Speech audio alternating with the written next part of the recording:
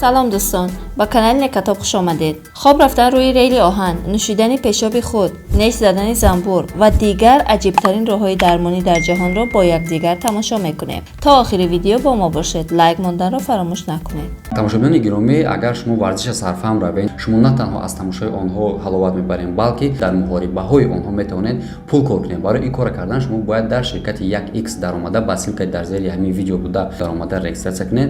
дар вақти регистратсия пурра гузаред ва инчунин промокоди некара истифода баред ва барои ин кор шумода 5000 рубл бонус дода мешавад бе пул, яъне шумо медоред истифода мебаред. маълумоти бештар дар комментария закрепит карда штаги. هیجامه درمانی. اگر در اینترنت تصویر این آدمان مشهور را دیده باشه، شاید پی برده اید که پیهای سرخی روی بدنشان اثر هیجامه است. این یک راه درمانی طبی سنتی و قدیمی بوده. در آن پیالچه های سیلیکونی، شیشگی و یا بامبوکی را گرفته در درونش آتش قرار داده هوای درون شیشه را میسوزانند و بعد آن را روی پوستی بیمار میگذارند. از سبب موجود بودن فضای خالی، رگ‌ها با بالا برآمده پوست سرخ میشود. اگر خواهش داشته باشید، طبیب روی پوست شما بریدگی‌های رویکی را ایجاد می‌کند که خون آن در شیشه جمع می‌شود. حالا سوال پیدا می‌شود که هیجامه کردن در برطرف کردن بیماری تأثیر دارد یا نه؟ دانشمندان در این باره تحقیقات زیاد نکردند، اما کسانی که از این راه درمانی استفاده کردند میگویند که هیجامه کردن درد میان، ورم پای‌ها، دیسک میان و دیسک گردن را شفا می‌بخشد. مسیر درمانی راه آهن. این روش درمان نه تنها عجیب است بلکه بسیار خطرناک هم هست، زیرا در این روش درمان مردم اندونزیا باید به راه آهن روند. بله، این روش درمان بیشتر در اندونزیا رواج یافته است و فقط مردم آنجا را در روی ریل آهن خوابیده می‌بینید. آنها عقیده دارند که وقتی قطار در روی ریل حرکت می‌کند، انرژی الکتریکی حاصل می‌کند که با بدن آدم درآمده بیماری‌های بی‌دوای آنها را شفا می‌بخشد. شاید شما فکر کنید چه خیر این راه درمان با فکر آنها رسیده است. میگویند که روزه مرد با بیماری درمان نشونده از زندگی خسته شده در روی ریل آهن دراز کشیده قصد خودکشی دارد، اما وقتی قطار به او نزدیک می شود مرد حس می کند که انرژی الکتریکی به بدن او وارد شده درد او را دوا می بخشد. بعد درد او شفا یافته از راه قطار خسته می گریزد. اگرچه داستان پوچ به نظر می رسد، اما برای مردم این عموما مهم نیست. هرچند که این کار غیر قانونی است، اما آنها به این روش درمانی باور دارند و می خواهند که حتما آن را بسنجند. کرم درمانی. این روش عجیب از زمانهای قدیم برای درمان زخم‌ها استفاده می‌شده است. اگرچه تأثیر خوب دارد، اما برای کسانی که تب نازک دارند عموماً توصیه نمی‌شود. در این روش از کرم استفاده می‌برند. این کرم‌ها جسدی مرده یا حشره‌های نوتولد شده را می‌خورند و وقتی بر روی زخم آدم می‌گذارند، زخم را نیز می‌خورند. این روش از دوره‌های باستان استفاده می‌شد و عین حال طبیبان نیز آن را استفاده می‌برند. این روش از 4 مرحله عبارت است که پس از این 4 مرحله تمام سرایت‌ها را خورده نابود می‌کنند و در جای آن حجیره‌های نو تولد می‌شوند. این روش درمانی خیلی ناخوشایند اما فایده بخش است. پیشاب درمانی. این راه درمان از زمانهای قدیم در کشورهای هندوستان و چین استفاده می شده است و تا حال ادامه دارد. بیشتر این آدمان میگویند که نوشیدن پیشاب فایده‌های زیاد برای بدن دارد. پیشاب از بدن خارج می شود و هیچ ضرری ندارد که دوباره با بدن برگردد. حتی بعضی‌ها آن را آب زندگی مینامند. نخست وزیر سابق هند وراج رسایی نیز به این راه درمانی اخلاص داشت و هر روز 1 استکان از پیشاب خودش را می نوشید و متاسفانه به حالش یگان فایده نکرد، چون که به گفته دانشمندان پیشاب هیچ فایده ندارد. اینچنین مردم چین از پیشاب برای شستشوی روی استفاده میبرند و باز یک انجمن کلانی اورولوژی دارند که در آن هزاران نفر اعضا شده‌اند. طب سوزنی.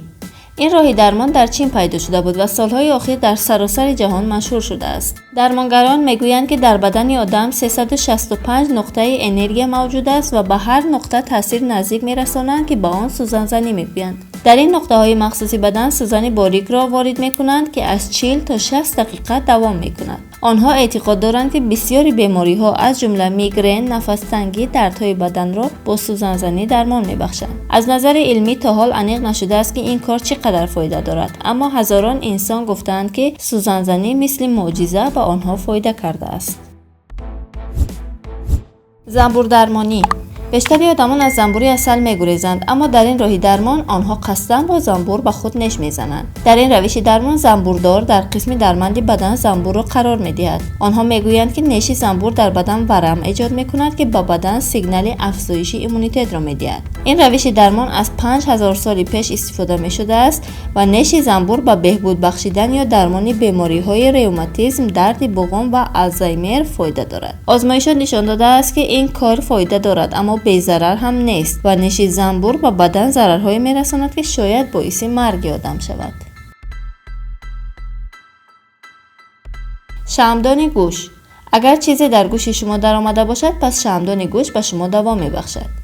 چنانه که از نامش پیداست، یک شمع را به گوش آدم میگذارند که از شمع‌های معمولی فرق دارد و از پخته یا متاعی پختگین ساخته شده است و درونش خالی است و درازیش 25 سانتی متر است.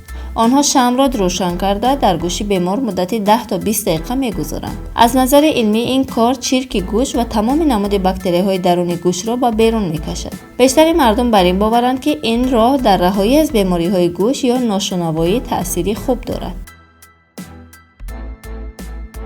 تولد دوباره. میگویند که در این راهی درمانی انسان دوباره تولد می شود. شاید عجیب به نظر رسد، اما این یک واقعیت است. در این راهی درمانی در بعضی از کشورهای اروپا والدینی که کودک یتیم را به فرزندخانه میگیرند با این راه کودک را دوباره تولد میکنند، اما این کار برای کودک خیلی خطرناک است و بعضی از کودکان در این کار جان دادند. شاید حیران شده اید که این باز چه راهی درمان باشد. حاضر به شما میگویم. والدینی که کودک را به فرزندخانه گرفتند برای آنکه بین آنها و کودک یک حسی نزدیک پیدا شود، کودک را در یک متاع میپیچانند و به او احساسی درونی شکمی مادر را میدهند و کودک برای برآمدن از آن باید کوشش کند. بعضا آدمان دیگر کودکی در درون متاع بوده را میفشارند تا بیشتر زحمت کشد و وقتی کودک از متاع میبراید گویا که دوباره تولد میشود. من این تولد دوباره را سرفهم نرفتم، اما به خاطر این راه درمانی احمقانه بیشتر کودکان بیچاره به آن دنیا رفتند. مساج با مار. وقتی به درد یگان دوا یافت نمی شود، مردم برای شفایابی هر کاری می کنند. در مصر برای این آدمان یک حجره را در نظر گرفتند که در آنجا آدمان را با مار درمان می کنند. در آنجا با مدت نیم ساعت مارهای زیاد را روی بدن آدم رها می کنند و یک موسیقی آرام پخش می شود. آن مارها زهرناک نیستند، اما برای آدمانی که از مار می ترسند این کار خیلی وحشتناک است. می گویند که این مارها در حال حرکت جریان خون را افزایش داده ایمونیته بدن را بلند می بردارند و درد بقوم ها را کم می کنند. اگرچه این راه درمانی در طب اثبات نشده است، اما در کشورهای اسرائیل، برزیلیا، روسیه و آمریکا تا حال از این راه درمان استفاده می شود. درمان مرگ و تولد دوباره. اگر استرس زیاد دارید و عصبتان خسته است، با این راه می توانید دوباره تولد شوید. در شیمیانگ چین متخصصان تولد دوباره آدمان استرس دار را در یک کارابکه 5 متره که به تابوت مانندی دارد میگذارند و حس مردن را به آنها میدهند. قبل از خوابیدن در تابوت وصیت‌نامه خود را مینویسند. بعد 5 دقیقه خوابیدن موسیقی مخصوص مرده ها پخش می شود و سپس آنها را با صدای گریه کودک از تابوت میبرند و این است تولد دوباره. میگویند که انسان بعد این کار با نظر نو به جهان مینگرد. شما چی فکر دارید؟ کدام یک از این راه‌های درمانی احمقانه است و به کدامش اعتقاد دارید؟ فکر و نظرات خود را در کامنتاری نویسید. برای به خبر نماندن از ویدیوهای نوبتی ما به کانال ابونه شوید.